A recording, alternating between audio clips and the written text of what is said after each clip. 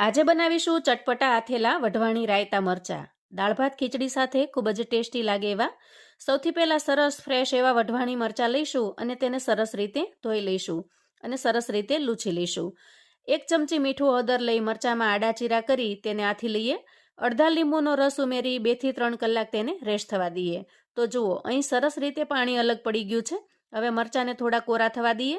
ત્યારબાદ મિક્સર જારમાં 3 ભાગ જેટલા રાઈના કુરિયા અને 1 ભાગ મેથીના કુરિયા અને 1 ચમચી વરિયાળી નાખી સરસ રીતે પીસી લઈએ. ગેસ પર પેન મૂકી 2 ચમચા તેલ લઈ તેલને ગરમ થાય એટલે મસાલો ઉમેરી સંભાર તૈયાર કરી લઈએ.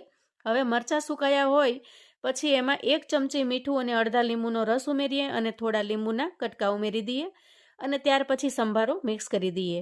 તો તૈયાર છે આપણા આથેલા વઢવાણી રાયતા મરચાં. એરટાઇટ બરણીમાં ભરી લાંબા સમય સુધી એન્જોય કરી શકો છો. વિડીયો ગમે તો પ્લીઝ ચેનલને સબસ્ક્રાઈબ અને વિડીયોને લાઇક શેર ચોક્કસથી કરજો. આવજો.